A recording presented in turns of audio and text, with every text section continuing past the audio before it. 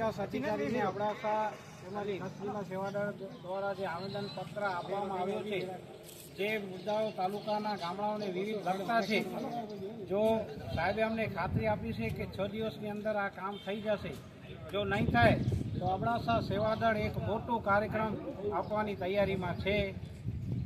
જય હિન્દ, જય કામ ચાલુ કેમ નથી? એમાં શું રહે, ટેન્ડર બહુ ભર્યું ને સરકાર મંજૂર કરવામાં થોડો ટાઈમ લેતો, કારણ કે ટેન્ડર બહુ જાય ને તો ગ્રાન્ટ ફાળવેલી હોય, બહુ ટેન્ડર જાય તો એને બીજો પૈસા ને સરકારે મંજૂરી થોડો ટાઈમ લાગે. તો સાહેબ, અહીંયા મુકર સીવાન ભદ્રાવાન એ રોડની આપણે દરખાસ્ત કરી પણ મંજૂર થયું નહીં, નથી થયું. પછી પુલિયા જે મંજૂર કરવામાં આવ્યા, પૂરી મંજૂર થઈ ગઈ. હા, એનું કામ કેમ ચાલુ નથી? એ પુલિયા ટેન્ડરમાં છે અત્યારે, ટેન્ડર કોઈ લે પછી બરોબર. અને નલિયા કેરવાન વાળો રસ્તો છે એને અધૂરો મૂકવામાં સાહેબ કેમ આવ્યું? ના, એટલે એમાં નહીં, 2 રસ્તાઓ હતા ને, એમાં 2 રસ્તા, બીજો રસ્તો છે જ અત્યારે ટેન્ડર 1-2 મહિનામાં કામ ચાલુ થઈ ગયું. સાહેબ, હવે આ ભાજપ વાળા ખાતમુહૂર્ત કરતા જાય છે, પણ ક્યાં અબડાસામાં અમારી ટીમ ફરી રહી છે, ક્યાં કામ ચાલુ નથી. તો ભલે ટેન્ડર પ્રક્રિયા હોય તો એ જલ્દી કરવા જોઈએ ને, ખાલી ખાતમુહૂર્ત અત્યારે ચૂંટણી આવે એટલે એ લોકો ખાતમુહૂર્ત તો કરતા હોય, પણ કામ તો ચાલુ અબડાસામાં ખાતમુહૂર્ત કરીએ પછી એને સીલ વર્ક ને એ પહેલા કરીએ, પુલિયા સીસી રોડ પછી ડામર કરીએ. એક અમારે પેલા ડામર પહેલા થઈ જાય ને, પાછળ પુલિયા કરીએ તો ડામર પાછળ તોડવાનું થાય એટલે બધું ઇસ્યુ થઈ જાય.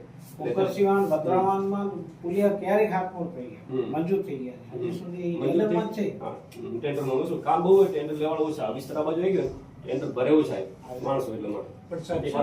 અબડાસાના રસ્તાઓ બહુ ખરાબ છે, જેમ બને એમ જલ્દી કામ ચાલુ થાય ને લોકોને સુવિધા મળે એવું અમારી વિનંતી છે. અબડાસા સેવાદળની કોંગ્રેસની ટીમ આગળ રજૂઆત કરાવે, જે પ્રક્રિયા વહીવટીમાં હોય એ થોડીક જલ્દી કરાવજો, મંજૂર ના થયા હોય તો મંજૂર કરીને જેમ બને તેમ જલ્દી ચાલુ થાય એવી અમારી તમને માંગણી છે.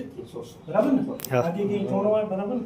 થોડો બોલશે નલિયાથી માતામાં એ રોડ ખાવી તો યાર જે છે ઓજો ન તો દવાખાને ચાલુ થાય જો એમાં અહીંયાથી માણસો યાર રાત કે બીમાર થઈ જાય એટલે કેટલા ખરેખર જણા આપણે જે રસ્તો બહુ ખરાબ હાલત, બસ. બહુ ખરાબ હાલત. એટલે માટે અમે વાઇન્ડિંગ માંગી છે, લેટ કે લેવું અમારે રસ્તો ફોલો કરવો હતો, પણ સરકાર મંજૂર કર્યો જ નહીં, સિંગલ પટ્ટી સિંગલ જ સિંગલ છે. પણ જે બને તેમ ચાલુ કરજો, બસ એ અમારે સિંગલ પાર્ટી હાલ